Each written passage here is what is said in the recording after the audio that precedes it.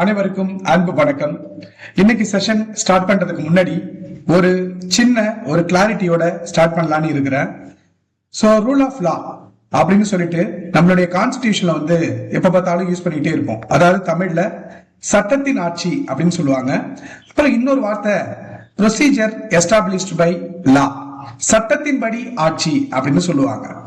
Procedure established by லா, இது ரெண்டுத்துக்கும் என்ன வித்தியாசம்? ஜஸ்ட் உங்க மனசுக்குள்ளேயே பாத்தீங்கன்னா என்ன உங்களுக்கு தெரியுமோ அதை நினைச்சு பாருங்க. இதை நம்ம கிளாரிட்டி பண்ணிடலாம். சோ ரூல் ஆஃப் லானா தமிழ்ல சட்டத்தின் ஆட்சி அப்படின்னு நம்ம சொல்லுவோம். இந்த concept we were borrowed from England. England நாட்டிடமிருந்து இந்த கான்செப்டை நம்ம வாங்கிட்டோம். ஃபர்ஸ்ட் சட்டத்தின் ஆட்சினா என்ன அப்படின்னு கேட்கும்போது, சட்டம் போடக்கூடிய சட்டம் நியாயமானதா இருக்கணும். ஓகேங்களா? அதாவது போடக்கூடிய சட்டம் பாத்தீங்கன்னா that should be fair. ஓகேங்களா? அதுதான் சட்டத்தின் ஆட்சி அப்படின்னு சொல்லுவாங்க.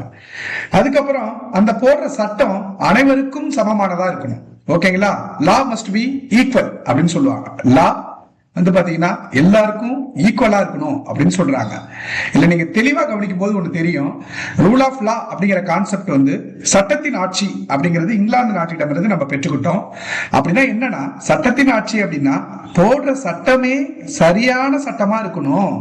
அதே மாதிரி அந்த சட்டம் பாத்தீங்கன்னா அனைவருக்கும் சமமானதா இருக்கணும். ஒரு கொலையை ஒரு சாதாரண மக்கள் பண்ணாலும் ஒரே தண்டனை தான், அதை பிரைம் மினிஸ்டர் பண்ணாலும் ஒரே தண்டனை தான் அப்படிங்கிறாங்க. ஓகே, அதாவது இதை இன்னும் கொஞ்சம் எக்ஸ்பிளைன் பண்ணணும் அப்படின்னா, everyone is equal before law, சட்டத்துக்கு முன்னாடி எல்லாரும் சமம். No one is above the law, அதாவது இந்த சட்டத்துக்கு மேல யாருமே இல்ல. ஈவன் கவர்மெண்ட் கூட, அந்த அரசாங்கம் கூட இந்த சட்டத்துக்கு மேல இல்ல. ஈவன் பவர்ஃபுல் பீப்புள், பிரசிடென்ட்டோ பிரைம் மினிஸ்டரோ யாரும் சட்டத்துக்கு மேல இல்ல அப்படின்னு சொல்றதுதான் ரூல் ஆஃப் லா. இப்போ ஓகே இருக்குன்னு நினைக்கிறேன். சோ ரூல் ஆஃப் லா அப்படின்னு கேட்டீங்கன்னா, இந்த கான்செப்ட் நம்ம இங்கிலாந்து நாட்டிடமிருந்து பெற்றோம். லா ஃபேரா இருக்கணும், போடுற சட்டமே சரியானதா இருக்கணும். அதே மாதிரி போடுற சட்டம் எல்லாருக்கும் சமமா இருக்கணும். அதே மாதிரியே சட்டத்துக்கு முன்னாடி எல்லாரும் சமம், யாருமே சட்டத்துக்கு மேல இல்ல. Even government and also a powerful people யாருமே கிடையாதுன்னு சொல்றதுதான் ரூல் ஆஃப் லா. இந்த கான்செப்டுக்கு ஃபேமஸ் பண்ணது யாருன்னு கேட்டா உங்களுக்கு நல்லாவே தெரியும். ஏவி டைசி அப்படிங்கிறவர் பாத்தீங்கன்னா இந்த கான்செப்ட ரொம்ப ஃபேமஸ் பண்ணார். ஓகேங்களா? சோ இத நம்ம இங்கிலாந்துல இருந்து வாங்கிட்டோமா. தென் ப்ரொசீஜர் எஸ்டாப்ளிஷ்ட் பை லா அப்படின்னா என்ன? சட்டத்தால் நிர்ணயிக்கப்பட்ட நடைமுறை அப்படின்னா என்ன? சட்டத்தால் நிர்ணயிக்கப்பட்ட நடைமுறை இல்லனா சட்டத்தின்படி ஆட்சி அப்படின்னா என்ன? இந்த கான்செப்ட் பாத்தீங்கன்னா நம்ம ஜப்பான் நாட்டிடமிருந்து பெற்றுக்கிட்டோம். சட்டத்தால் நிர்ணயிக்கப்பட்ட நடைமுறை. ஓகேங்களா? அப்படின்னா என்னன்னு கேட்டீங்கன்னா, இப்போ ஒரு கவர்மெண்ட், ஒரு அரசாங்கம் ஒரு சட்டத்தை போடுது. ஓகேங்களா? கவர்மெண்ட் பாத்தீங்கன்னா ஒரு சட்டத்தை பாத்தீங்கன்னா போடுறாங்க அப்படின்னா, அது பாத்தீங்கன்னா அந்த சட்டத்தை போட்டு ஒரு தனிநபருடைய லிபர்ட்டி அண்ட் லைஃப பறிக்கிறாங்க. அதாவது கவர்மெண்ட் ஒரு சட்டத்தை போட்டு ஒரு தனிப்பட்ட பர்சனுடைய லைஃப, வாழ்க்கைய மற்றும் லிபர்ட்டி, சுதந்திரத்தை பறிக்கிறாங்க. அப்படின்னா இப்ப கோர்ட்டுக்கு போனாங்க அப்படின்னா அவங்க என்ன தெரியுமா செக் பண்ணுவாங்க? அவங்க அந்த கவர்மெண்ட் பாத்தீங்கன்னா இருக்கக்கூடிய அந்த சட்டம் இருக்கு இல்லையா, அந்த சட்டத்தை கரெக்டா, அந்த சட்டத்துல இருக்கக்கூடிய லீகல் ப்ரொசீஜரை சரியா ஃபாலோ பண்ணி தான் செஞ்சிருக்கலாங்கன்னு செக் பண்ணுவாங்க. இது நியாயம் இல்ல, இதெல்லாம் செக் பண்ண மாட்டாங்க. இப்ப கவர்மெண்ட் பாத்தீங்கன்னா ஒரு சட்டத்தை போட்டு ஒரு தனிநபருடைய வாழ்க்கைய, சுதந்திரத்தை பறிக்குது அப்படின்னா, அப்போ அது கோர்ட்டுக்கு போறாங்க. அப்படிங்கும் போது அவங்க என்ன செக் பண்ணுவாங்கன்னா, இவங்க இந்த சட்டத்துல இருக்க மாதிரி லீகல் ப்ரொசீஜரை ஃபாலோ பண்ணிருக்காங்களான்னு தான் பார்ப்பாங்க. அததான் என்னன்னு சொல்லுவாங்கன்னா சட்டத்தால் நிர்ணயிக்கப்பட்ட நடைமுறை அப்படின்னு சொல்லுவாங்க. இந்த கான்செப்ட் நம்ம ஜப்பான் நாட்டிடமிருந்து பெற்றுக்கிட்டோம். ஓகேங்களா? இதே தமிழ்ல சொல்லணும் அப்படின்னா, இப்போ சட்டத்துல எப்படி எழுதி இருக்கோ அதை பின்பற்றணும் அப்படிங்கிறது தான் ப்ரொசீஜர் எஸ்டாப்ளிஷ்ட் பை லா. சட்டத்துல எப்படி எழுதப்பட்டிருக்கோ அதை பின்பற்றணும். அந்த சட்டம் நியாயமா அநியாயமா அதெல்லாம் கேட்க மாட்டாங்க.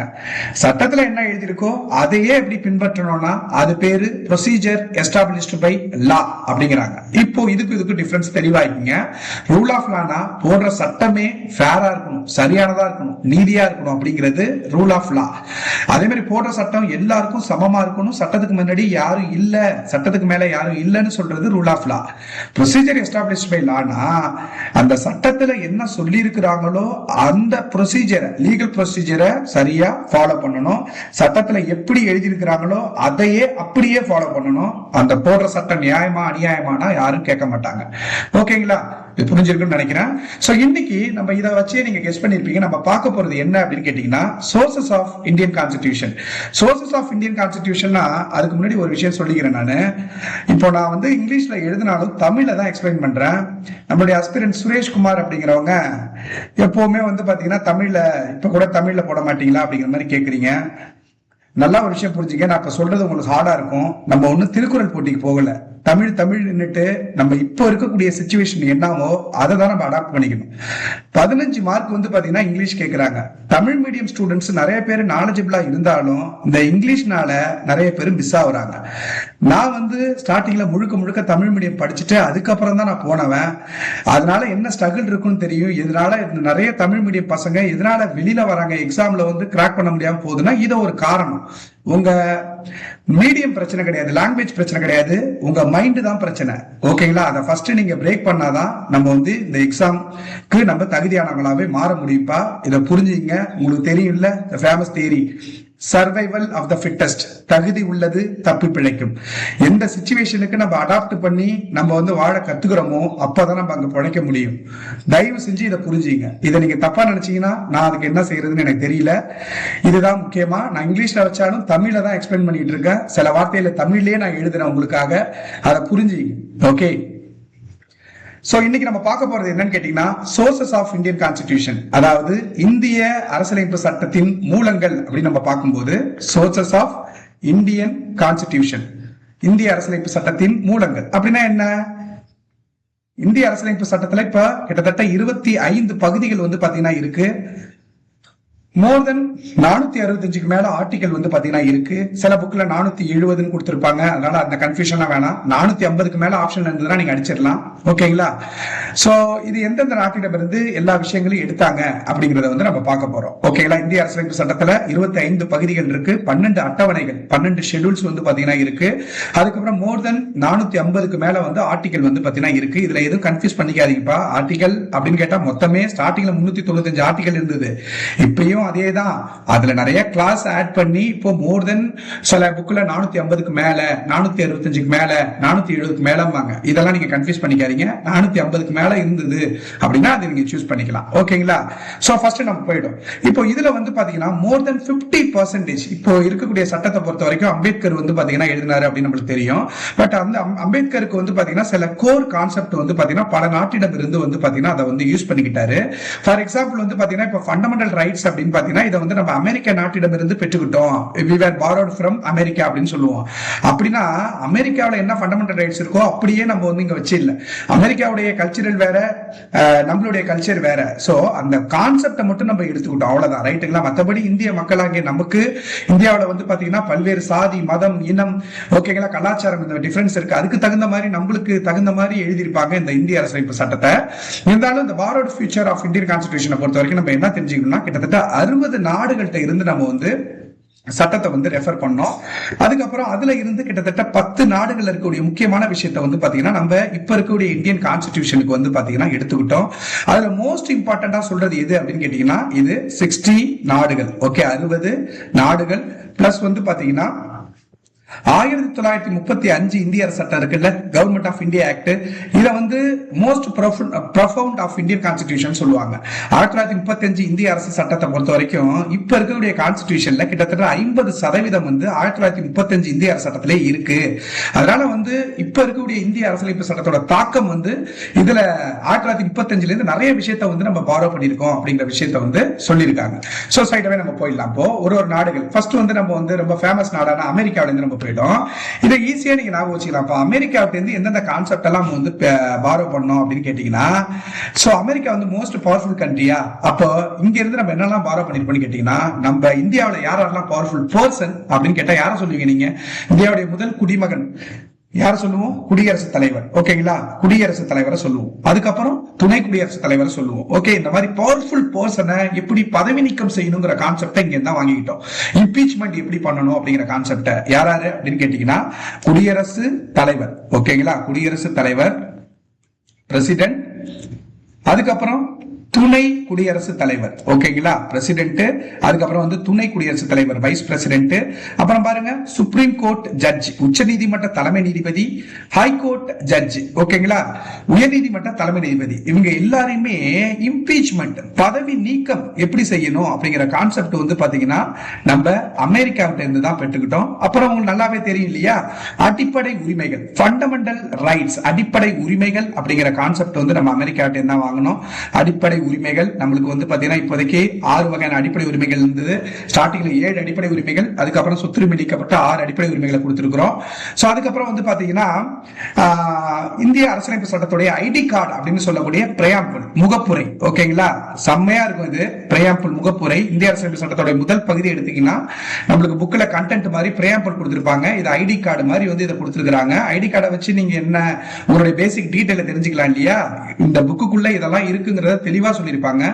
We the people of India, இந்திய மக்களாகிய நாம் அப்படின்னு ஆரம்பிக்கும். We the people of India having solemnly resolved to constitute அப்படின்னு ஆரம்பிக்கும். செமையா இருக்கும். இதுல என்ன எனக்கு இன்ட்ரெஸ்டிங் ஃபேக்ட்னா, அந்த டைம்ல எப்பவுமே நம்ம வந்து கடவுளின் பெயரால் தான் ஆரம்பிப்போம். மேல வந்து இப்படின்லாம் போடுவோம், எதுக்கு போறோன்னே தெரியாமலாம் போடுவோம். பட் ஆனா வந்து பாத்தீங்கன்னா பிரயாம்பிள் அப்படிங்கும் போது இதுல we the people அப்படின்னு ஆரம்பிச்சிருக்காரு. இந்திய மக்களாகிய நாம் அப்படின்னா ஒட்டுமொத்த பவரும் யாருக்கிட்ட தான் இருக்குன்னா மக்கள்கிட்ட தான் இருக்கு அப்படின்னு இந்திய மக்களாகிய நாம் அப்படின்னு சொல்லிட்டு ஆரம்பிச்சிருப்பாரு. சோ இந்த கான்செப்ட் வந்து பாத்தீங்கன்னா we were borrowed from America. ஓகேங்களா? அதுக்கப்புறம் பாத்தீங்கன்னா இந்தியாவில வந்து பாத்தீங்கன்னா ஒரு இண்டிபெண்டன்ட் ஜுடிஷியரி இருக்கா, சுதந்திரமான நீதித்துறை. சுதந்திரமான நீதித்துறை வந்து பாத்தீங்கன்னா இருக்கு. இந்த கான்செப்ட் வந்து பாத்தீங்கன்னா நம்ம அமெரிக்காவிட்ட தான் வாங்கிட்டோம். அது என்ன சுதந்திரமான நீதித்துறை அப்படின்னு கேட்டீங்கன்னா, யாரும் வந்து பாத்தீங்கன்னா அந்த நீதித்துறையை கேள்வி கேட்க கூடாது, அது தனித்து இயங்கும். கவர்மெண்ட் ஆஃப் இந்தியாவுக்கு வந்து இது பொறுப்பு கிடையாது. அவங்களுக்கு எனினும் அவங்க வந்து பதில் சொல்ல கடமைப்பட்டவர்கள் இருந்தாலும் இவங்களை யாரும் போய் தேவையில்லாம டிஸ்டர்ப் பண்ண கூடாதுங்கிறது தான் சுதந்திரமான நீதித்துறை அப்படிங்கிறது வந்து நம்மள்ட்ட இருக்கு. உச்ச நீதிமன்றம், உயர் நீதிமன்றம், மாவட்ட நீதிமன்றம் இதெல்லாமே வந்து ஒரு சுதந்திரமான நீதித்துறையா செயல்படுது இல்ல. இந்த கான்செப்ட் வந்து பாத்தீங்கன்னா அமெரிக்கா. அப்புறம் மோஸ்ட் இம்பார்ட்டண்டா இது ரொம்ப ரொம்ப முக்கியமா நான் நினைக்கிறேன், ஜுடிஷியல் ரிவ்யூ. ஓகேங்களா? ஜுடிஷியல் ரிவ்யூ அப்படின்னு பாத்தீங்கன்னா நீதி புனராய்வு. நீதி புனராய்வு அப்படின்னா என்னன்னு கேட்டீங்கன்னா, இப்போ பார்லிமெண்ட் தான் வந்து பாத்தீங்கன்னா சட்டம் போடுவாங்க. யாரு? பார்லிமெண்டோட வேலை என்ன அப்படின்னு கேட்டீங்கன்னா சட்டம் போடுறது.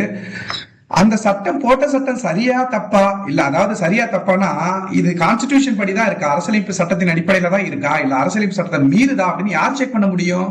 சுப்ரீம் கோர்ட் செக் பண்ண முடியும். இந்த பவர் இருக்குல்ல, அதாவது பார்லிமெண்ட் வந்து சட்டத்தை போடுவாங்க, அந்த போட்ட சட்டம் சரியா இல்ல தப்பா அப்படின்னு ஆராயிர, அதாவது நீதியை புனர் ஆய்வு பண்ணக்கூடிய தகுதி சுப்ரீம் கோர்ட்டுக்கு இருக்கு. இந்த கான்செப்டை தான் ஜுடிஷியல் ரிவ்யூ அப்படின்னு நம்ம சொல்லுவோம். இந்த கான்செப்டும் நம்ம அமெரிக்காவிட்ட இருந்து வாங்கிக்கிட்டோம். அப்போ இந்த அதாவது போடுற சட்டம் சரியா தப்பான சுப்ரீம் கோர்ட் தானே செக் பண்ணணும். அப்படி இந்த பவர் இருந்தா தானே அது ஒரு சுதந்திரமான நீதித்துறையா இருக்க முடியும். சோ இப்படி கூட நீங்க கனெக்ட் பண்ணிக்கலாம். அப்போ அமெரிக்கா பொறுத்த வரைக்கும் நம்மளுக்கு நிறைய விஷயம் தெரியும். இப்போ எது புதுசா இருக்கோ அதை நீங்க அப்டேட் பண்ணி.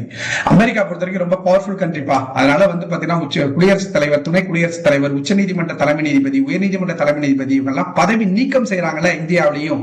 அந்த கான்செப்ட் வந்து அங்கிருந்து வாங்கணும். அதுக்கப்புறம் இந்திய அரசியலமைப்பு சட்டத்தோட ஃபர்ஸ்ட் பேஜே இந்த பிரயாம்பிள் முகப்புரை இருக்குல்ல, அந்த கான்செப்ட். அதுக்கப்புறம் மோஸ்ட் இம்பார்ட்டண்டா அடிப்படை உரிமைகள் அப்படிங்கிற கான்செப்ட். ஓகேங்களா? அதுக்கப்புறம் பாத்தீங்கன்னா நீதி புனராய்வு அப்படிங்கிற கான்செப்ட் வந்து பாத்தீங்கன்னா we were borrowed from America அப்படின்னு ஞாபகம் வச்சுங்க. அடுத்து டக்குன்னு ஒரு சின்ன ஒரு விஷயத்தை வந்து பாத்துறோம். ரஷ்யா கிட்ட இருந்து என்ன வாங்கிட்டோம்னு பார்ப்போம். அமெரிக்கா அப்படி பார்த்தாச்சு. ரஷ்யா கிட்ட இருந்து என்ன வாங்கிட்டோம் அப்படின்னு கேட்டீங்கன்னா, ரஷ்யாட்ட பொறுத்த வரைக்கும் நம்மளுக்கு எல்லாருக்கும் தெரிஞ்சது என்னன்னா அடிப்படை கடமைகள் அப்படிங்கிற கான்செப்ட் வந்து பாத்தீங்கன்னா நம்மளுடைய இந்திய அரசியலமைப்பு சட்டத்துல பார்ட் 4A வந்து பாத்தீங்கன்னா இருக்கு. இந்த கான்செப்ட் வந்து லேட்டரா தான் வந்து 42வது சட்ட திருத்தம், 42வது கான்ஸ்டிடியூஷன் அமெண்ட்மெண்ட் ஆக்ட், 42வது சட்ட திருத்தம் 1976 தான் சேர்த்தாங்க. ஸ்வரன் சிங் கமிட்டி தான் அடிப்படை கடமைகள் வேணுங்கிற விஷயத்தை வந்து ரெக்கமெண்ட் பண்ணாரு. சோ இதெல்லாம் நமக்கு தெரியும். இந்த கான்செப்ட் வந்து நம்ம ரஷ்யாட்ட இருந்து வாங்கிட்டோம்ப்பா. ஓகே, அடிப்படை கடமைகள் அப்படிங்கிறது ஃபண்டமெண்டல் ரைட்ஸ் கொடுத்துருக்கோம்ல, சில அடிப்படை கடமைகளும் செய்யுங்க அப்படிங்கிற கான்செப்ட் ரஷ்யாட்டே தான் ஆனோம். இதை நல்லா தெரிஞ்சுக்க. ரஷ்யாவை பொறுத்த வரைக்கும் இரும்பு திரை நாடு அப்படின்னு நம்ம அதை வந்து சொல்லுவோம்.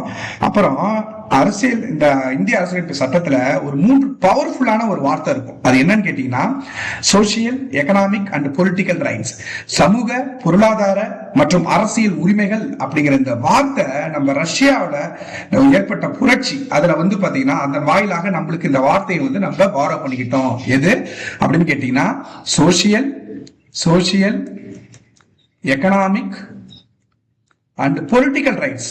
ஓகேங்களா? Political rights. சோசியல் அப்படின்னா என்னது? சமூகத்துல நம்ம வாழ்றோம், சமூகத்துல வந்து பாத்தீங்கன்னா ஒரு ஏற்றத்தாழ்வு இல்லாம வாழக்கூடிய அந்த ரைட்ஸ் நம்மளுக்கு இருக்கு. எக்கனாமிக் ரைட்ஸ்னா நம்ம விரும்பிய தொழிலை வந்து செய்யறதுக்கு நம்மளுக்கு ரைட்ஸ் இருக்கா இல்லையா? இருக்கு. ஓகே. பொலிட்டிக்கல் ரைட்ஸ்னா நம்ம வந்து எலெக்ஷன்ல ஓட்டு போடுறதுக்கும் எலெக்ஷன்ல வேட்பாளராக நிற்கிறதுக்கும் இந்த ரைட்ஸ் வந்து நம்மளுக்கு இருக்கு. இந்த 3 வார்த்தையும், அதாவது சமூக, பொருளாதார, அரசியல் அப்படிங்கிற 3 வார்த்தையுமே ரஷ்யா இந்த நாட்டிடமிருந்து நம்ம பெற்றுக்கிட்டோம். இது உங்களுக்கு நல்லா தெரியும், தூக்கி போட்டுருங்கப்பா. இதுதான் நீங்க தக்க வச்சீங்க. இந்த சமூக, பொருளாதார, அரசியல் உரிமை அப்படிங்கிற வார்த்தை வந்து நம்ம ரஷ்யாட்ட இருந்து வாங்கிட்டோம். அப்புறம் பாருங்களேன், இந்த இங்கிலாந்து அப்படின்னு ஈஸியா ஞாபகம் வச்சுக்கலாம். என்னன்னா இங்கிலாந்தை பொறுத்த வரைக்கும் நம்மளுடைய பார்லிமெண்ட் இருக்குல்ல, அந்த பார்லிமெண்ட் வந்து செயல்படக்கூடிய விதம் வந்து பாத்தீங்கன்னா நம்ம இங்கிலாந்துல இருந்து தான் வாங்கணும். பார்லிமெண்ட் செயல்படுற விதம் அப்படின்னா, இப்போ வந்து இதை வந்து ஒரு பார்லிமெண்டா நம்ம கன்சிடர் பண்ணோம்னா, மேல வந்து பிரசிடென்ட் இருப்பாரு, இங்க வந்து லோக்சபா, கீழவை, பாப்புலர் ஹவுஸ் அப்படின்னு சொல்லுவோம், அப்புறம் ராஜ்யசபா, மாநிலங்களவை அப்படின்னு நம்ம சொல்லுவோம். இப்படி ஒரு பார்லிமெண்ட் இருக்கு அப்படின்னா அங்க வந்து எப்படி சட்டத்தை ஏற்றணும், எப்படி லாவை மேக் பண்ணணும், லா மேக்கிங் ப்ராசஸ். அப்புறம் இந்த கீழவை, மேலவை, ஓகேங்களா, அப்பர் ஹவுஸ், அப்புறம் வந்து அப்பர் ஹவுஸ், லோயர் ஹவுஸ் அப்படின்னு சொல்லுவோம். கீழவை, மேலவை அப்படிங்கிற கான்செப்ட். ஓகேங்களா? பாராளுமன்றம் செயல்படுற விதம், அந்த பாராளுமன்றத்துக்கு சில சிறப்பு அதிகாரம் இருக்குல்ல, இது எல்லாமே. இப்ப பாராளுமன்றம் எப்படி இயங்குது இந்தியாவில் அப்படின்னா இங்கிலாந்தை ஃபாலோ பண்ணி இயங்குது. அப்ப இது முக்கியம் இல்லை. இது பாராளுமன்றம் சம்பந்தமா எது கேட்டாலும் நீங்க சொல்லிடுவீங்க. ஓகேங்களா? எது முக்கியம் அப்படின்னு கேட்டீங்கன்னா இங்கிலாந்துல தான் நம்ம சிங்கிள் சிட்டிசன்ஷிப், ஒற்றை குடியுரிமை அப்படிங்கிற கான்செப்ட், சிங்கிள் சிட்டிசன்ஷிப், ஒற்றை குடியுரிமை அப்படிங்கிற கான்செப்ட் வந்து நம்ம இங்கிலாந்துல இருந்து வாங்கணும்.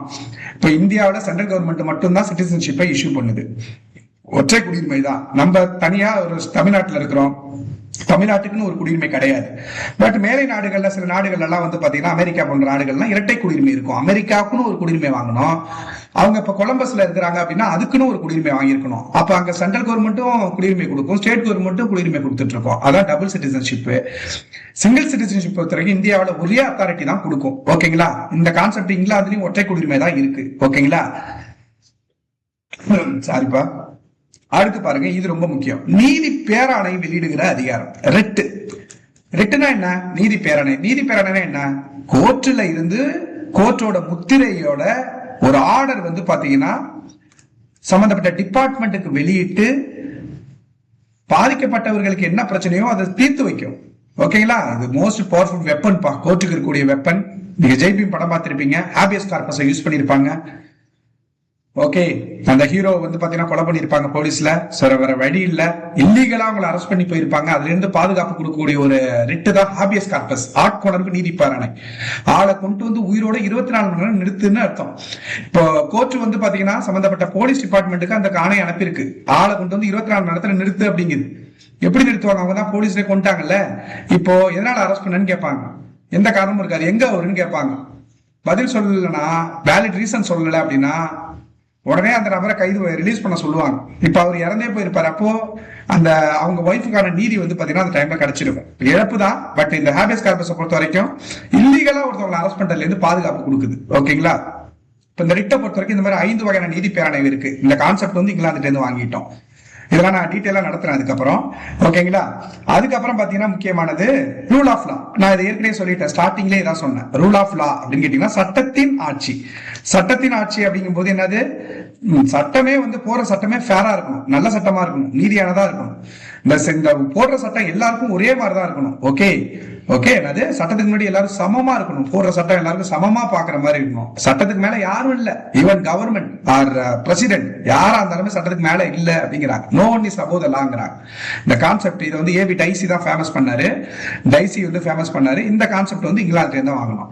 சோ அதுக்கு டக்குன்னு வந்து என்ன பண்ணிடலாம், நம்ம ஒரு ஈஸியான ஒரு இதை வந்து பாத்திரலாம். பிரான்ஸ். ஓகேங்களா, பிரான்ஸ் அப்படின்னு பார்க்கும்போது பிரான்ஸ்ல இருந்து நம்ம என்ன வாங்கணும் அப்படின்னு கேட்டீங்கன்னா, இந்த பிரான்ஸ் இந்த பிரையாம்பிள் இருக்குல்ல, முகப்புரை, ஐடி கார்டு, அதுல we the people of India ஆரம்பிக்கும்னு சொன்னேன். அதுல நாங்க இந்த இந்திய மக்களுக்கு என்னெல்லாம் கொடுக்க போறோம் அப்படின்னு கேட்டீங்கன்னா, ஜஸ்டிஸ், லிபர்ட்டி, ஈக்குவாலிட்டி, ஃபெட்டர்னிட்டி அப்படின்னு சொல்லிட்டு ஆரம்பிச்சிருப்பாங்க.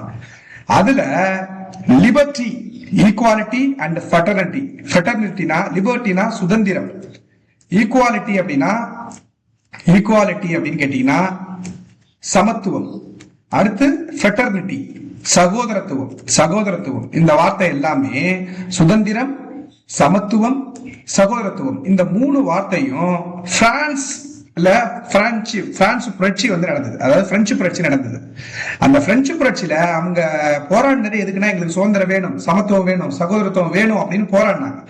அந்த வார்த்தையால இன்ஸ்பயர் ஆகி இந்திய அரசியலமைப்பு சட்டத்துடைய முகப்புரையில இந்த வார்த்தையை சேர்த்தாங்க. இப்ப பிரான்ஸ்ல இருந்து இந்த மூணு வார்த்தை ஆல்ரெடி பார்த்தோம். ரஷ்யாவில ஓகே, ரஷ்யால வந்து பாத்தீங்கன்னா, ரஷ்யாவிட்ட இருந்து எந்த மூணு வார்த்தைன்னு கேட்டா, social, economic and political rights, சமூக, பொருளாதார மற்றும் அரசியல் உரிமை அப்படிங்கிற வார்த்தை, சுதந்திரம், சமத்துவம், சகோதரத்துவம், இது பிரான்ஸ்ல இருந்து நம்ம வாங்கிட்டோம். ஓகேங்களா, ஓகே.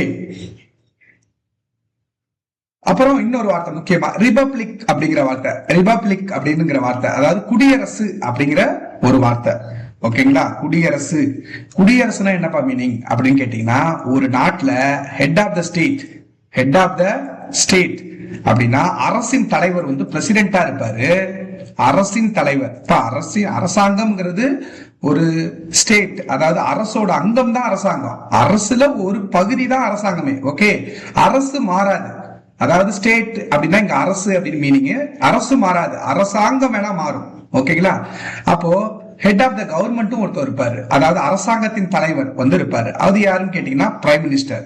இப்போ மோடி இருக்காரு இல்லையா, இவர் வந்து அரசாங்கத்தின் தலைவர். அரசின் தலைவர் வந்து எப்பவுமே பிரசிடென்டா தான் இருக்க முடியும். ஓகே, அப்போ எந்த ஒரு நாட்டுல ஹெட் ஆஃப் த ஸ்டேட் அரசின் தலைவர் பிரசிடென்டாவும், ஹெட் ஆஃப் த கவர்மெண்ட் அரசாங்கத்தின் தலைவர் பிரைம் மினிஸ்டராகவும் இருக்கிறாங்களோ, அந்த நாடு எல்லாமே குடியரசு நாடு அப்படின்னு சொல்லுவாங்க. ஓகேங்களா, இப்போ இங்கிலாண்டை வந்து அப்படி சொல்ல முடியாது. இங்கிலாந்தை வந்து ஒரு குடியரசு நாடுன்னு சொல்ல முடியாது. காரணம் என்னன்னு கேட்டீங்கன்னா, இங்கிலாந்துல ஹெட் ஆஃப் த ஸ்டேட் வந்து பாத்தீங்கன்னா மன்னரா இருப்பாரு, அதாவது கிங்கா இருப்பாரு, இல்ல குயினா இருப்பாங்க, ராஜாவோ இல்ல ராணியோ இருப்பாங்க. ஹெட் ஆஃப் த கவர்மெண்ட் வந்து பிரைம் மினிஸ்டர் தான், அங்கேயும் அரசாங்கத்தின் தலைவர் பிரைம் மினிஸ்டர். ஆனா இப்போ இந்தியாவுக்கும் இங்கிலாந்துக்கு என்ன வித்தியாசம்னா, ஹெட் ஆஃப் த கவர்மெண்ட் வந்து இந்தியாவிலும் பிரைம் மினிஸ்டர் தான் இருப்பாரு, அரசாங்கத்தின் தலைவர். இங்கிலாந்துலயும் பிரைம் மினிஸ்டர் தான், மக்களால் தேர்ந்தெடுக்கப்பட்ட ஒருத்தர் தான் இருப்பாரு. ஆனா ஹெட் ஆஃப் த ஸ்டேட் இந்தியாவில பிரசிடென்ட் இருப்பாரு. அதனாலதான் இந்தியா ஒரு ரிபப்ளிக் கண்ட்ரி அப்படின்னு நம்ம சொல்லுவோம், குடியரசு நாடுன்னு சொல்லுவோம், குடியரசுத் தலைவர். ஓகேங்களா, குடியரசு நாடுன்னு சொல்லுவோம். ஆனா இங்கிலாந்துல ஹெட் ஆஃப் த ஸ்டேட்டா யார் இருப்பா, அரசின் தலைவரா கிங்கோ இல்ல ராஜாவோ இல்ல ராணியோ இருப்பாங்க. அப்படி இருந்தா அதை குடியரசு நாடுன்னு சொல்ல முடியாது. ஓகேங்களா, பிரான்ஸை பொறுத்த வரைக்கும் ஒண்ணு அப்படியே வச்சுங்க நறுக்குன்னு, சுதந்திரம், சமத்துவம், சகோதரத்துவம், அப்புறம் குடியரசு அப்படிங்கிற வார்த்தை பிரான்ஸ் நாட்டிடமிருந்து நம்ம பெற்றுக்கிட்டோம். ஓகேங்களா, அதுக்கப்புறம் வந்து பாத்தீங்கன்னா நம்ம வேற என்ன பார்க்கலாம் அப்படின்னு கேட்டீங்கன்னா, கனடா. இப்போ இந்த கனடாவை பொறுத்த வரைக்கும் இங்க பாருங்களேன், கனடாவை பொறுத்த வரைக்கும் ஒரு வார்த்தை சொல்றேன், கவர்னர் வந்து அங்க ரொம்ப ரொம்ப பவர்ஃபுல். இப்போ நீங்க பாப்போம், நம்ம ஆர்டராவே போ. கனடாவை பொறுத்த வரைக்கும் என்ன கான்செப்ட்னா, இப்போ நம்ம நாட்டுல சென்ட்ரல் கவர்மெண்ட் இருக்கு, ஸ்டேட் கவர்மெண்ட் இருக்கு, ஸ்டேட் கவர்மெண்ட் அப்புறம் லோக்கல் கவர்மெண்ட், அதாவது பஞ்சாயத்து ராஜ். பஞ்சாயத்து ராஜ்னா உள்ளாட்சி அரசாங்கம், மத்திய அரசாங்கம், மாநில அரசாங்கம், உள்ளாட்சி அரசாங்கம்னு 3 வகையான கவர்மெண்ட் இருக்கு. ஆனாலும் யார் பவர்ஃபுல், சென்ட்ரல் கவர்மெண்ட். இப்ப இப்படிதானே இருக்கு. இந்த கான்செப்ட் வந்து பாத்தீங்கன்னா கனடாவிட்ட தான் வாங்கணும். அதுதான் என்னன்னு சொல்றாங்கன்னா, ஃபெடரல் வித் ஸ்ட்ராங் சென்டர். அதாவது ஃபெடரல், நம்ம வந்து ஒரு கூட்டாட்சி நாடு தான். இங்க வந்து எல்லா பவரையும் சென்ட்ரல் கவர்மெண்ட் மட்டும் வச்சு இல்ல, ஸ்டேட் கவர்மெண்ட் சில பவரை ஒதுக்கி இருக்கிறோம், லோக்கல் கவர்மெண்ட்டுக்கு ஒதுக்கி இருக்கோம் தான். ஆனா நம்ம அதான் நம்ம என்ன சொல்லுவோம், கூட்டாட்சி தன்மை கொண்ட நாடுன்னு சொல்லி இந்தியாவை சொல்லுவோம். ஓகேங்களா, பட் எக்ஸாக்ட்லி இந்தியா வந்து ஃபெடரல், எக்ஸாக்டா அது வந்து எல்லாத்தையும் பிரிச்சு கொடுக்கல. அதே மாதிரி எக்ஸாக்டா வந்து அவங்க தனித்து செயல்படல, யூனிட்டேரியாவும் இல்ல, ஒற்றையாட்சி தன்மை கொண்டதாகவும் இல்ல, கூட்டாட்சி தன்மையா கொண்டது இல்ல. அப்ப என்னதான் இந்தியா? இந்தியா வந்து ஒரு குவாசி பெடரல் கொண்டது, ஒரு பகுதி அளவு கூட்டாட்சி தன்மை கொண்டது. ஆமா, சில டைம்ல அவங்கதான் ரொம்ப பவர்ஃபுல் மாதிரி ஆக்ட் பண்ணி இருக்கிறாங்க. என்ன எதெல்லாம் அப்படின்னு கேட்டீங்கன்னா, அவங்க மட்டும்தான் இந்தியாவுக்கு ஒரே ஒரு சட்டம் மட்டும்தான் இருக்கு. பிளஸ் வந்து பாத்தீங்கன்னா அவங்க மட்டும் தான் எமர்ஜென்சி டிக்ளேர் பண்றாங்க. இந்த கவர்னர் அப்பாயின்மெண்ட் பண்றாங்களா, யாரு பண்றா? சென்ட்ரல் கவர்மெண்ட் தான் பண்றாங்க. ஓகேங்களா? இந்த மாதிரி பல காரணங்கள் அவங்க வந்து ஒற்றையாட்சி தன்மையா தான் நடந்துக்கிறாங்க அப்படின்னு நம்ம சொல்லலாம். இருந்தாலும் கூட்டாட்சி தன்மை கொண்டதுக்கு நம்ம வந்து பாத்தீங்கன்னா இல்லப்பா, அவங்க பவரை பிரிச்சு கொடுக்குறாங்க. மக்களவை இருக்கு, மாநிலங்களவை 2 அவை இருக்கு. அதே மாதிரி ஒரு ஸ்டேட் எடுத்துக்கிட்டீங்கன்னா லெஜிஸ்லேட்டிவ் அசம்பிளி இருக்கு, லெஜிஸ்லேட்டிவ் கவுன்சில் இருக்கு, சட்டமன்ற பேரவை, சட்டமன்ற மேலவை இருக்கு. அப்புறம் பாத்தீங்கன்னா இந்த பவர் எல்லாம் பிரிச்சு கொடுத்துருக்காங்க. மத்திய பட்டியல், மாநில பட்டியல், பொதுப்பட்டியல், என்னது யூனியன் லிஸ்ட், அதுக்கப்புறம் ஸ்டேட் லிஸ்ட், அதுக்கப்புறம் கன்கரண்ட் லிஸ்ட் பிரிச்சு கொடுத்துருக்காங்க. இப்ப நம்ம ஒரு காவல்துறை சம்பந்தமா முடிவு எடுக்கணும்னா ஸ்டேட்டே முடிவு எடுத்துக்கலாம், ஒரு சிறைச்சாலை சம்பந்தமா ஸ்டேட்டே எடுத்துக்கலாம்.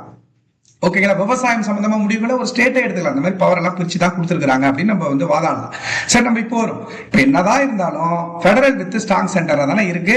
நம்ம கூட்டாட்சி தன்மையா இருக்கிற மாதிரி இருந்தாலும் யாரு ரொம்ப பவர்ஃபுல் அப்படின்னு கேட்டீங்கன்னா மத்திய அரசு தான் ரொம்ப பவர்ஃபுல். அதுதான் இந்த கான்செப்ட் வந்து நம்ம கனடா தான், கனடாவிலயும் அதே தான் நிறைய பிரிச்சு கொடுத்துருக்காங்க. இருந்தாலும் அங்கேயும் சென்ட்ரல் கவர்மெண்ட் தான் பவர்ஃபுல். இந்த கான்செப்ட் வந்து கனடா அப்படின்னு வாங்கிட்டோம். அப்புறம் பாருங்க, கவர்னர் எல்லாம் வந்து பாத்தீங்கன்னா யார் அப்பாயின்மெண்ட் பண்றா? சென்ட்ரல் கவர்மெண்ட், மோடி தான் அப்பாயின்மெண்ட் பண்றாரு. இப்போ ஒரு ஸ்டேட்டுக்கும் கவர்னரை வந்து அப்பாயின்மெண்ட் பண்றாங்கல்ல, அது வந்து பாத்தீங்கன்னா இந்த கான்செப்ட்ல இருந்து தான் வருது. பெடரல் வித் ஸ்ட்ராங் சென்டர், இது வந்து அதை வந்து சொல்லக்கூடிய ஒரு விஷயமா தான் இது சொல்லப்படுது. புரியுதுங்களா? என்னன்னா மைய அரசுக்கு தான் அதிக அதிகாரம் அப்படிங்கறத தான் இதுவும் காட்டுது. அப்பாயின்மெண்ட் ஆஃப் கவர்னர், ஒரு மாநிலத்துக்கும் கவர்னர் அப்பாயின்மெண்ட் பண்றது கான்செப்ட் கனடாவில இருந்து தான் வந்தது நம்மளுக்கு. அப்புறம் பாருங்க, அதாவது மைய அரசுக்கு தான் எஞ்சிய அதிகாரம். இப்போ வந்து பவர் எல்லாம் பிரிச்சு கொடுத்துட்டாங்க. மத்திய பட்டியல், மாநில பட்டியல், பொதுப்பட்டியல், central list, state list, concurrent list பிரிச்சுட்டாங்க. ஓகேங்களா? சென்ட்ரல் லிஸ்ட் கீழே வந்து மிக முக்கியமான துறைகள் எல்லாமே அவங்க கண்ட்ரோல்ல வச்சிருக்காங்க. For example defence, railway, banking, insurance எல்லாம் வச்சிருக்காங்க. ஸ்டேட் லிஸ்ட் நம்ம இப்ப பார்த்தோம், போலீஸ் டிபார்ட்மெண்ட் சம்பந்தமா, விவசாயம் சம்பந்தமா, சுகாதாரம் சம்பந்தமா நம்மளே முடிவு எடுத்துக்கலாம். ஆனா பொதுப்பட்டியல்ல வந்து பாத்தீங்கன்னா இதெல்லாம் வச்சிருக்காங்க. கல்வி சம்பந்தமா, காடுகள் சம்பந்தமா, எடைகள் மற்றும் அளவீடு, வெயிட் அண்ட் மெஷர்மெண்ட் சம்பந்தமா நம்ம வந்து பொதுப்பட்டியல்ல வச்சிருக்காங்க. அப்படின்னா என்னது? சென்ட்ரல் கவர்மெண்ட் சட்டம் போடலாம், ஸ்டேட் கவர்மெண்ட் சட்டம் போடலாம். அப்ப பிரச்சனை வருது அப்படின்னு கேட்டீங்கன்னா சென்ட்ரல் கவர்மெண்ட் தான் என்ன சொல்லுதோ அதை தான் கேட்பாங்க. ஃபார் எக்ஸாம்பிள் கல்வி, அது வந்து ஒரு பொதுப்பட்டியல்ல இருக்கு, கன்கரண்ட் லிஸ்ட்ல இருக்கு. ஓகேங்களா? கன்கரண்ட் லிஸ்ட்ல இருக்குன்னா இப்ப கல்வி சம்பந்தமா நீட் வந்து சென்ட்ரல் கவர்மெண்ட் வேணுங்குது, ஸ்டேட் கவர்மெண்ட் வேணாம்னு சொல்றாங்க. ஆனா யார் சொல்றதை கேட்கறாங்க? சென்ட்ரல் கவர்மெண்ட் சொல்றதானே கேட்கறாங்க. சோ அதனால வந்து பாத்தீங்கன்னா பொதுப்பட்டியல்னா 2 பேரும் திருத்தலாம். ஆனா யார் இப்ப சொல்றதை கேட்கணும்னா சென்ட்ரல் கவர்மெண்ட் சொல்றதை தான் கேட்கணும். சோ இந்த கான்செப்ட் எல்லாம் கனடா தான். அப்புறம் பாருங்க, முக்கியமா இந்த உச்ச நீதிமன்றத்துக்கு வந்து ஆலோசனை வழங்கும் அதிகாரம் வந்து பாத்தீங்கன்னா இருக்கு. சுப்ரீம் கோர்ட்டுக்கு அட்வைசரி பவர் இருக்கு, ஆலோசனை வழங்கும் அதிகாரம். இப்போ பிரசிடென்ட்டுக்கு திடீர்னு ஒரு சட்டம் சம்பந்தமா டவுட் வருது அப்படின்னா அவர் உச்ச நீதிமன்றத்திட்ட வந்து பாத்தீங்கன்னா ஆலோசனை கேட்பாரு. இந்த உச்ச நீதிமன்றத்தின் ஆலோசனை அதிகாரம் இருக்கு இல்லையா, இந்த கான்செப்ட் வந்து பாத்தீங்கன்னா கனடா. அதாவது பிரசிடென்ட்டுக்கு சட்ட ரீதியா பிரச்சனை டவுட் வரும்போது அவர் உச்ச நீதிமன்றத்திட்ட கேட்கலாம். அப்போ உச்ச நீதிமன்றம் வந்து என்ன பண்ணும்? பிரசிடென்ட்டுக்கு ஆலோசனை வழங்கும். இந்த கான்செப்ட் வந்து பாத்தீங்கன்னா கனடா இருந்து வாங்கிட்டோம். ஓகேங்களா? அப்ப இது முக்கியமான 3 பாயிண்டா நான் இதை சொல்றேன். கனடாவை பொறுத்த வரைக்கும் மைய அரசுக்கு தான் அதிக அதிகாரம் இருக்கு, அவங்க தான் மோர் பவர்ஃபுல். அப்புறம் எஞ்சிய அதிகாரம் நீங்க லிஸ்ட் அவுட் பண்ணாத எல்லாமே வந்து இப்ப விண்வெளி சம்பந்தமா முடிவு யார் எடுக்க முடியும்? சென்ட்ரல் கவர்மெண்ட்ல தான். இப்ப விண்வெளி சம்பந்தமா எந்த லிஸ்ட் வச்சிருக்கானா இல்ல. அப்ப அந்த எஞ்சிய அதிகாரம் வந்து சென்ட்ரல் கவர்மெண்ட் எடுத்துப்பாங்கிறாங்க. கவர்னர் அப்பாயின்மெண்ட் பண்றது, அதுக்கப்புறம் உச்ச நீதிமன்றத்தின் ஆலோசனை வழங்கும் அதிகாரம், இதெல்லாம் கனடா நாட்டிடம் இருந்து நம்ம பெற்றுக்கிட்டோம். கனடா. ஓகேங்களா? அப்புறம் ஒரு ஈஸியான நாடு பார்த்தலாம். இப்போ இங்க பாத்தீங்கன்னா மோஸ்ட் பவர்ஃபுல்லான விஷயம், அம்பேத்கர் சட்டத்தை எழுதும் போது வருடங்கள் செல்ல செல்ல நிறைய விஷயங்கள் மாறும், மக்கள் மாறுவாங்க, அரசாங்கம் மாறும். அப்போ உங்களுக்கு ஏதாச்சும் அரசியல இந்த சட்டத்துல ஏதாச்சும் திருத்தம் செய்யணும்னு வச்சீங்களேன், கான்ஸ்டிடியூஷனே அமெண்ட்மெண்ட் பண்ணணும் அப்படின்னா அரசியலமைப்பு திருத்தம் பண்ணலாம் அப்படிங்கறத வந்து கொண்டு வந்திருப்பாரு. இந்த கான்செப்ட் வந்து நம்ம எங்க இருந்து வாங்கிட்டோம்னா சவுத் ஆப்பிரிக்கா அப்படின்னு வாங்கிட்டோம். அரசியலமைப்பை திருத்தும் முறை. ஓகே, அரசியலமைப்பை திருத்தும் முறை, கான்ஸ்டிடியூஷன் அமெண்ட்மெண்ட், அரசியலமைப்பு திருத்தும் முறை. ஓகேங்களா? அரசியலமைப்பு எப்படிலாம் திருத்தலாம்? சில சட்டத்தை இந்தியா வந்து பொதுவா நெகிழ் மற்றும் நெகிழா தன்மை கொண்டதுன்னு சொல்லுவாங்க. இந்திய அரசியலமைப்பு சட்டத்தோட சிறப்பு இயல்புகள்ல அரசியலமைப்பை திருத்தும் முறைனா சில விஷயத்த நம்ம ஈஸியா வந்து அமெண்ட்மெண்ட் பண்ணிடலாம். ஓகே, சிம்பிள் மெஜாரிட்டிலே வந்து பாத்தீங்கன்னா திருத்திடலாம். சில விஷயத்த இப்ப குடியரசுத் தலைவரை பதவி நீக்கம் செய்யணும்னா சிம்பிள் மெஜாரிட்டிலாம் பண்ண முடியாது, ஸ்பெஷல் மெஜாரிட்டி வந்து வேணும். அப்புறம் சில விஷயங்கள் செய்யறதுக்கு ஸ்பெஷல் மெஜாரிட்டி இருக்கணும். மாநிலங்கள்ல கிட்டத்தட்ட 50% மேல மாநிலங்கள் ஒப்புதல் இருக்கணும். அதாவது 28 ஸ்டேட் இருக்குன்னா கிட்டத்தட்ட 15 ஸ்டேட் ஒப்புதல் கொடுத்துருக்கணும். அப்போ சட்டத்தை திருத்துற முறை இருக்குல்ல, இந்த கான்செப்ட் வந்து பாத்தீங்கன்னா சவுத் ஆப்பிரிக்கா நம்ம வாங்கிக்கிட்டோம். ஓகேங்களா? அப்புறம் முக்கியமான ஒரு விஷயம் சொல்றேன். சவுத் ஆப்பிரிக்காட்ட இருந்து இதை பொதுவா ஸ்கிப் பண்ணிடுறாங்க. இதை கரெக்டா ஞாபகம் வச்சுக்க. ராஜ்யசபா உறுப்பினர் தேர்தல் முறை. ராஜ்யசபா இருக்காங்கல்ல, 250 பேர் வந்து கிட்டத்தட்ட இருக்கலாம் அப்படின்னு இருக்கு இல்லையா ராஜ்யசபா. இந்த ராஜ்யசபா உறுப்பினர் அவங்கள எப்படி தேர்தல், அவங்களை எப்படி, அவங்களுடைய எலெக்ஷன் ப்ரொசீஜர் என்ன அப்படிங்கிற கான்செப்டும் அவங்களுக்கு தேர்தல் வைப்பாங்க ராஜ்யசபா. அந்த எலெக்ஷன் ப்ரொசீஜர் இந்த கான்செப்டும் சவுத் ஆப்பிரிக்கா தான் வாங்கணும். ராஜ்யசபா உறுப்பினர், ராஜ்யசபா உறுப்பினர் தேர்தல் முறை நல்லா புரிஞ்சுங்க. ராஜ்யசபா உறுப்பினர் அவங்களுக்கு எப்படி தேர்தல் வைக்கணும், அவங்களுக்கு எப்படி தேர்தல் வைக்கணும், எலெக்ஷன் வந்து பாத்தீங்கன்னா எப்படி வைக்கணும், எலெக்ஷன் சிஸ்டம், அது வந்து நம்ம சவுத் ஆப்பிரிக்கா வாங்கணும். இதையே நான் இன்சிஸ்ட் பண்ணி சொல்றேன்னா ஒரு சேஞ்ச் இருக்கும், பார்ப்போம் நம்ம அதை. ஓகேங்களா? ராஜ்யசபா உறுப்பினர் தேர்தல் முறை. ஓகேங்களா? அடுத்து பாருங்க அயர்லாந்து. அயர்லாந்தை பொறுத்த வரைக்கும் நம்மளுக்கு ரொம்ப ஃபேமஸா எப்பவுமே ரிப்பீட்டடா கேட்கக்கூடிய கொஸ்டின் என்னன்னா, இந்த டிபிஎஸ்பி அப்படிங்கிற கான்செப்ட் வந்து எங்க இருந்து வாங்கணும்? Directive principle of state policy, அரசுக்கு வழிகாட்டும் நெறிமுறைகள், அரசுக்கு வழிகாட்டும் நெறிமுறைகள். ஓகேங்களா? அரசுக்கு வழிகாட்டும் நெறிமுறைகள் அப்படிங்கிற கான்செப்ட் வந்து நம்ம அயர்லாந்துட்டு தான் வாங்கணும். அப்படின்னா என்ன? அரசுக்கு வழிகாட்டம்னா அந்த கவர்மெண்ட்டுக்கே வழிகாட்டக்கூடிய சில நெறிமுறைகள் சட்டத்துல இருக்கு. இந்திய கான்ஸ்டிடியூஷன்ல சட்டம் வந்து நீங்க பார்லிமெண்ட்ல போடும்போது இல்ல சட்டமன்றத்துல போடும்போது சில முக்கியமான விஷயங்களை நீங்க மனசுல வச்சுக்கிட்டு தான் சட்டம் போடணும். நீங்களும் சில ரூல்ஸ் அண்ட் ப்ரொசீஜரை ஃபாலோ பண்ணி தான் அந்த சட்டத்தை போடணும். நீங்க நினைச்சா எது வேணாலும் போடுறது கிடையாது, அந்த மக்களுக்கு நல்லதா இருக்கணும் அந்த சட்டம் அப்படின்னு சொல்லி வழிகாட்டுது. கவர்மெண்ட்டுக்கே ஒரு இன்ஸ்ட்ரக்ஷன் மாதிரி இந்த பார்ட் 4ல வந்து இதை கொடுத்துருக்காங்க. இந்த கான்செப்ட் அயர்லாந்துட்ட இருந்து நம்ம வாங்கணும். அதே அயர்லாந்து கிட்ட இருந்துதான் குடியரசுத் தலைவரை எப்படி தேர்வு செய்யணும், பிரசிடென்ட குடியரசுத் தலைவர் தேர்வு செய்யும் முறை நல்லா புரிஞ்சுங்க. குடியரசுத் தலைவரை பதவி நீக்கம் செய்யறது அமெரிக்கா, அந்த கான்செப்ட். குடியரசுத் தலைவரை எப்படி தேர்வு செய்யணும் அப்படிங்கிற கான்செப்ட், எப்படி அவரை வந்து செலக்ட் பண்ணணும். ஓகேங்களா? அவரை வந்து எப்படி செலக்ட் பண்ணணும் அப்படிங்கிற ப்ரொசீஜர் நம்ம இப்ப ஃபாலோ பண்றோம். இந்த குடியரசுத் தலைவர் தேர்வு செய்யும் முறை அது வந்து அயர்லாந்து. அப்புறம் அந்த ராஜ்யசபால நியமன உறுப்பினர் இருப்பாங்கல்ல, அவங்களை எப்படி தேர்ந்தெடுக்கணும். ஓகேங்களா? ராஜ்யசபாவில நாமினேட்டட் மெம்பர் இருப்பாங்கல்ல, நாமினேட்டட் மெம்பர் நியமன உறுப்பினர், அவங்களை எப்படி தேர்ந்தெடுக்கணும் அப்படிங்கிறது நல்லா புரிஞ்சுங்க. இதைதான் நான் சொன்னேன். இப்ப ராஜ்யசபா உறுப்பினர் தேர்தல் முறை, அவங்களுக்கு எப்படி தேர்தல் வைக்கணும் அப்படிங்கிற கான்செப்ட நம்ம சவுத் ஆப்பிரிக்காவில இருந்து வாங்கிட்டோம். ஆனா அந்த ராஜ்யசபால 12 பேர் நாமினேட்டட் மெம்பர் இருப்பாங்க. அந்த 12 நாமினேட்டட் மெம்பரை எப்படி தேர்ந்தெடுக்கணும் அப்படிங்கிற கான்செப்ட், அந்த நாமினேட்டட் மெம்பரை எப்படி தேர்ந்தெடுக்கணும் அப்படிங்கிற கான்செப்ட், தேர்ந்தெடுக்கும் முறை, நாமினேட்டட் மெம்பரை எப்படி தேர்ந்தெடுக்கணுங்கிற முறை வந்து அயர்லாந்து வாங்கணும். இப்ப அயர்லாந்துனா டிபிஎஸ்பி இதை விட்டுருங்க, உங்களுக்கு நல்லாவே தெரியும். பிரசிடென்ட் குடியரசுத் தலைவரை எப்படி தேர்வு செய்யணும் அயர்லாந்தை பொறுத்த வரைக்கும், குடியரசுத் தலைவரை எப்படி தேர்வு செய்யணும், தேர்வு செய்யும் முறை, அதுக்கப்புறம் ராஜ்யசபா நியமன உறுப்பினரை தேர்ந்தெடுக்கும் முறை அப்படிங்கிறதும் அயர்லாந்து வாங்கிட்டோம். ஓகேங்களா? அதுக்கப்புறம் வேற என்ன விட்டுருக்கோம் நம்ம அப்படின்னு கேட்டீங்கன்னா, நான் ஆல்ரெடி ஒண்ணு சொல்லிட்டேன். ஜப்பான் அப்படிங்கிறது procedure established by law, procedure established by law. அதாவது என்னது ப்ரொசீஜர்னா என்னது? இப்போ ஒரு சட்டத்தை யூஸ் பண்ணி கவர்மெண்ட் என்ன பண்ணுது அப்படின்னு கேட்டீங்கன்னா, ஒரு மனுஷனுடைய லிபர்ட்டி அந்த லைஃப் வந்து பறிக்குது அப்படின்னா, நீங்க அந்த சட்டத்துல சொல்லிருக்க கரெக்டான லீகல் ப்ரொசீஜரை யூஸ் பண்ணி தான் பண்ணிருக்காங்களா, அப்படின்னா ஓகே, அவருக்கு தண்டனை கொடுத்துடலாம் அப்படின்னு சொல்றது ப்ரொசீஜர் எஸ்டாப்ளிஷ்டு பை லா. அப்போ சட்டம் வந்து கவர்மெண்ட் போடும், அது வந்து ஒரு சட்டத்தை போட்டு ஒருத்தனுடைய லைஃப் அண்ட் லிபர்ட்டியை பறிக்குது, ஆனா கரெக்டான லீகல் ப்ரொசீஜரை தான் ஃபாலோ பண்ணிருக்காங்க அப்படின்னா அந்த ப்ரொசீஜர் எஸ்டாப்ளிஷ்டு பை லா, சட்டத்துல என்ன சொல்லியிருக்கோ அதை அப்படியே ஃபாலோ பண்றது. அதுதான் ஜப்பான் இருந்து நம்ம வாங்கணும். சட்டத்தின்படி ஆட்சி இல்லைன்னா சட்டத்தால் நிர்ணயிக்கப்பட்ட நடைமுறை அப்படின்னு சொல்லுவாங்க ஜப்பான். அண்ட் ஃபைனலா ஆஸ்திரேலியாவை பொறுத்த வரைக்கும் நம்ம பார்த்தோம்ல, ஆஸ்திரேலியா பொறுத்த வரைக்கும் பொதுப்பட்டியல் அப்படிங்கிற கான்செப்ட், கன்கரண்ட் லிஸ்ட் அப்படின்னு ஒன்னு லிஸ்ட் இருக்கு. 2 பேரும் சட்டத்தை போடணும், சென்ட்ரல் கவர்மெண்ட் ஸ்டேட் கவர்மெண்ட் 2 பேரும் சட்டம் போடணும். அந்த கன்கரண்ட் லிஸ்ட் பொதுப்பட்டியல் அப்படிங்கிற கான்செப்ட் வந்து பாத்தீங்கன்னா நம்ம ஆஸ்திரேலியா தான் வாங்கிட்டோம். அதுக்கப்புறம் பாத்தீங்கன்னா இந்த ஜாயிண்ட் சிட்டிங், இப்போ வந்து ரொம்ப நாள் வந்து இப்போ மக்களவை வந்து லோக்சபால ஒரு பில்லு பாஸ் ஆயிட்டு ஒரு விஷயத்த வந்து கொண்டு வரணும்னு நினைக்கிறாங்க. ஆனா ராஜ்யசபா முட்டுக்கட்டை போடுது, அதிலே சொல்லாம இருக்கிறாங்கன்னா அதுதான் டெட்லாக் அப்படின்னு சொல்லுவாங்க. அப்ப ரெண்டு பேரும் சேர்ந்து உட்கார வைப்பாங்க, அதுதான் ஜாயிண்ட் சிட்டிங். இந்த கான்செப்ட் வந்து ஆஸ்திரேலியா. அப்புறம் வந்து பாத்தீங்கன்னா இந்த ட்ரேடு எப்படி பண்ணணும், ட்ரேட் எப்படி வர்த்தகம் பண்ணணும் அப்படிங்கிற கான்செப்ட், ட்ரேட் எப்படி பண்ணணும், காமர்ஸ் வணிகவியல் எப்படி பண்ணணும் அப்படிங்கிற கான்செப்ட் எல்லாமே நம்ம வந்து ஆஸ்திரேலியாட்ட இருந்தா நம்ம வந்து வாங்கிக்கிட்டோம். ஓகேங்களா, ரைட்டா? சோ அதுக்கப்புறம் 1935 இந்திய அரசு சட்டம், இதுல வந்து என்னெல்லாம் வாங்கிட்டோம் அப்படின்னு பாருங்க. ஜஸ்ட் 1935 கிட்டத்தட்ட இப்ப இருக்கக்கூடிய 1935 government of India act, government of India act, இந்திய அரசு சட்டத்துல இருந்து எதெல்லாம் வாங்கிட்டோம் அப்படின்னு கேட்டீங்கன்னா, ஃபர்ஸ்ட் விஷயம் பாருங்க, இப்ப நம்ம வந்து ஒரு ஃபெடரல் சிஸ்டமா தான் இருக்கிறோம். அதாவது சென்ட்ரல் கவர்மெண்ட் ஸ்டேட் கவர்மெண்ட்லாம் இணைந்தே தான் வேலை செய்யறோம். இந்த கான்செப்ட் வந்து நம்ம இந்திய அரசு சட்டத்துல இருந்து வாங்கிட்டோம். அதுக்கப்புறம் அதிகார பகிர்வு, டிவிஷன் ஆஃப் பவர், எல்லா அதிகாரத்தையும் நம்ம வந்து ஒரே ஆள் வச்சு இல்ல, சென்ட்ரல் கவர்மெண்ட் வச்சு மட்டும் வச்சு இல்ல, அதிகாரத்தை வந்து பாத்தீங்கன்னா பகிர்ந்து தான் கொடுக்கிறோம், டிவிஷன் ஆஃப் பவர், இந்த கான்செப்ட்.